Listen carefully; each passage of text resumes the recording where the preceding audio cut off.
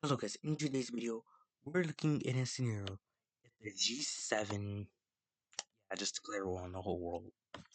That's great. That's great. Let's see. Uh, Why you open? But anyways, yeah. Oh my god. Don't you dare. Okay, that was gonna accidentally share my personal information to accident. But it wouldn't matter, I would bleep it out anyways. But yeah. So, like, let's be honest. The G7 against the whole world. Certain theaters are gonna get cooked. Some theaters are gonna absolutely dominate the region. Let's first start off in North America, where the number one superpower is. We all love you, right, USA? Right? Yeah, and the USA is truly spreading good old democracy. We love it. Yes. We just love the US. Totally. Totally. But anyways, yeah, US troops and Canadian troops just poured from the border to do a naval landing here, cut the country in half. It seems almost like every day Mexico gets its treatment. Capture Mexico City, and then the whole thing. Bada boom, bada boom. Not saying Mexico's weak, but against the whole USA, plus South America is pretty much defending their own continent instead of sending their resources up. And we can see that as the USA just sweeping down to Central America till they reach the Daring Gap. And yeah. Anyone else? They just launched invasion from Puerto Rico. Yeah, I don't know what else to say it. And they also get these islands. Yeah, maybe a certain invasion for someone. Yeah, but let's go back. Oh, how can we forget about you, Greenland? Yeah, I'm sorry, Greenland. I mean, at least it's not just America. Well, Canada's doing it too, partly. I mean, Canada's focused on Europe. Once they get all the south part, yeah, this whole thing's just gone. Well, I was supposed to say, not saying Greenland's weak, but I think Denmark is more focused on Europe, but even then, that's in Denmark, but British, yeah, bye bye Iceland. They also get Ireland, and then the Benelux. Sad story. They just get jumped on all sides, and it's just not for them. Then the French try to invade the Spanish, they get stalemated. The Italians have a more successful time in the Balkans, so they reach more Greek. So the Greeks and the Turks and their reinforcements, they do connect up with the Germans and try to invade the Swiss, but it actually ends up a success. Success. Also, you should be part of. You dare. Also, yeah, you should be part of you.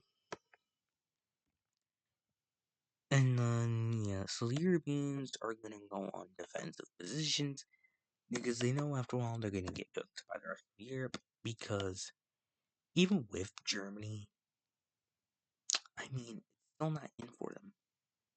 Because Russia, Turkey, Iran, who else? Egypt, Egypt, yeah, Egypt. Most of Africa is coming after you. You're gonna have to rely on Uncle Sam to do his job. And then yeah, after all, Austria just chooses to surrender because they don't know why they just do. And Slovenia just having like the most littlest territory, they just surrender. I don't know. But over here in Asia, do we really have to talk about over here? We know what's gonna happen over here.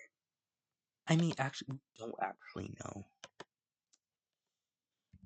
but it certainly doesn't go in favor for the Japanese, even with American help. It's in their favor. They do hold out. They do hold out, but they do get invaded, and then I mean, China, South Korea, the Philippines, Indonesia, Vietnam, Thailand, Australia. We also have to remember with, because the US does have American naval assets over here, so we maybe could see maybe the Japanese. I mean, they might not lose this, but I think they might lose some of their islands.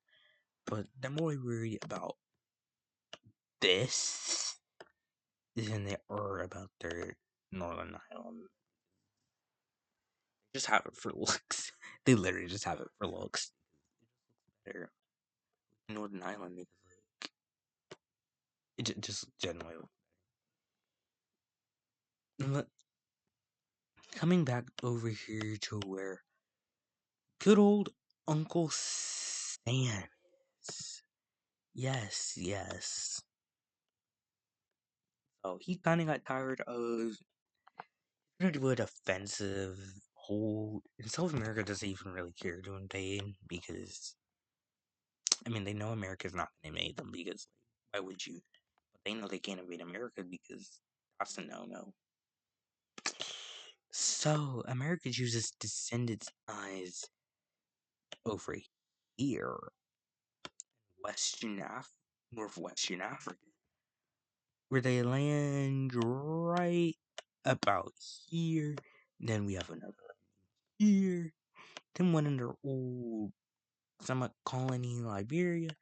Then they all connect up, and then yeah, we just start seeing countries starting to get quote unquote liberated by America, and the Morocco just being the smart Morocco government, they surrender, even though it doesn't make sense. And then with Spain no longer being connected with Africa, the British and the Americans started squeezing, and Portugal capitulates. Then Spain, no. So pretty much, I mean, we could have like a different scenario where America went to Europe.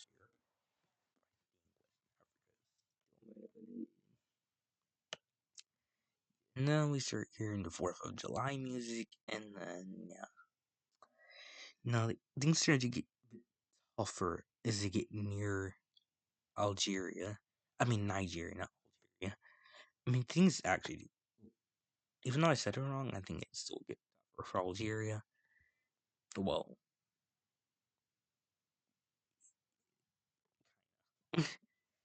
America kind of just a temporary pause in their African front because no African country here would be able to push them back. They know it.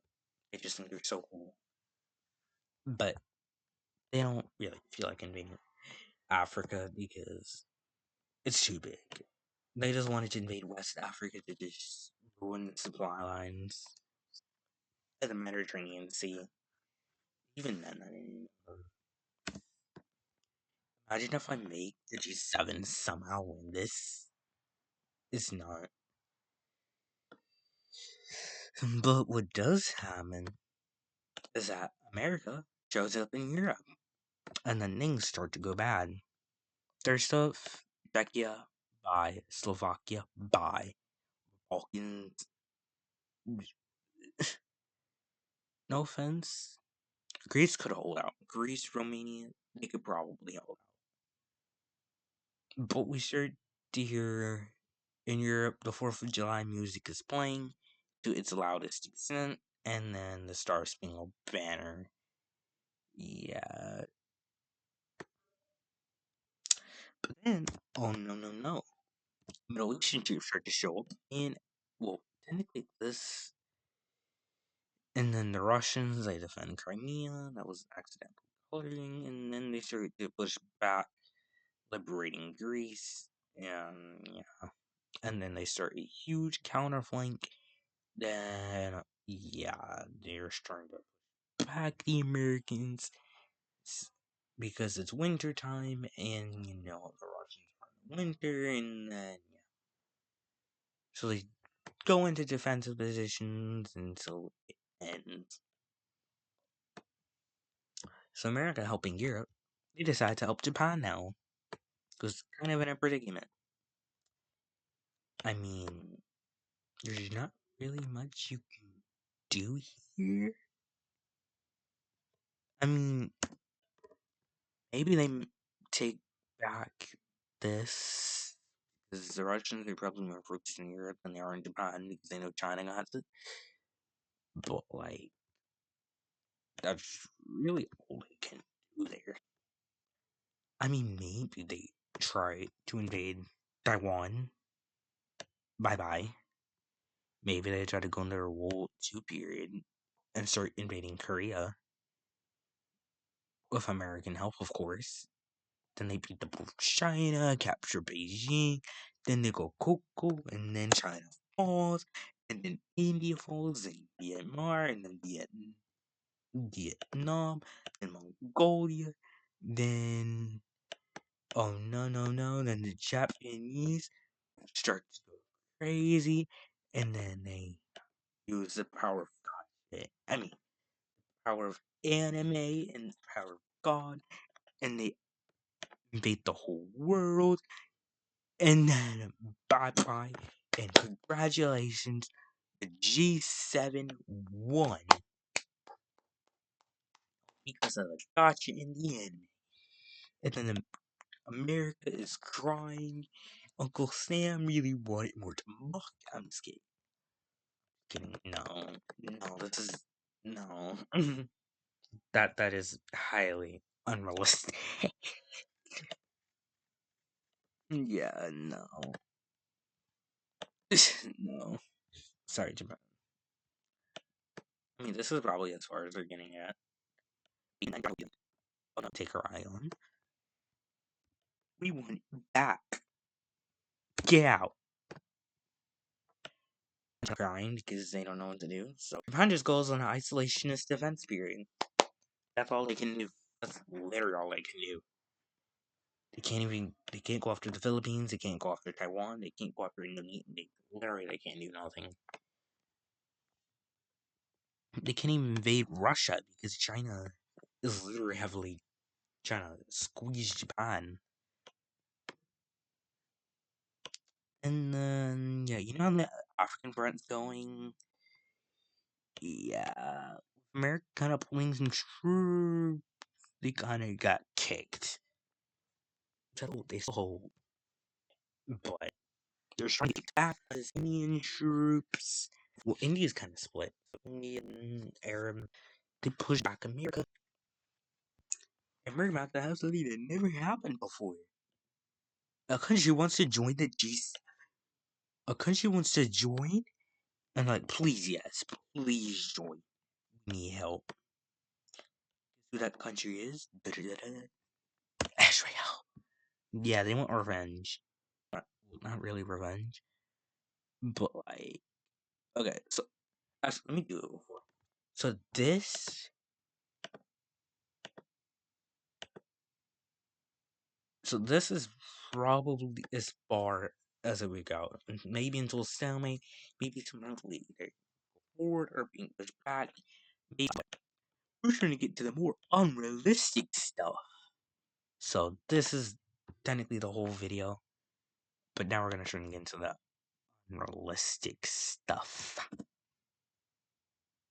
So basically a country wants to join the G7, and that country is none other than South Korea, Philip. What's especially the Philippines. So now it's no longer the G7, it's the G9. G9. I think, yeah, one, two. No, it's a G10. The G10.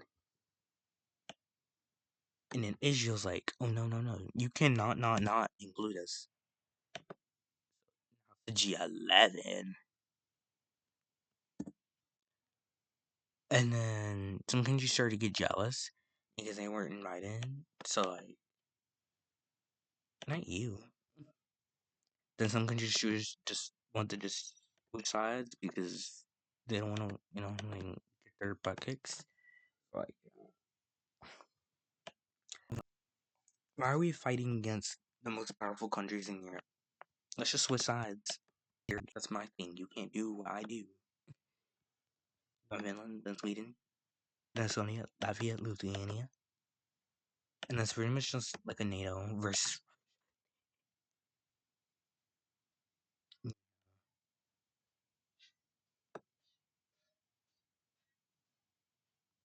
Yeah, an unrealistic scenario.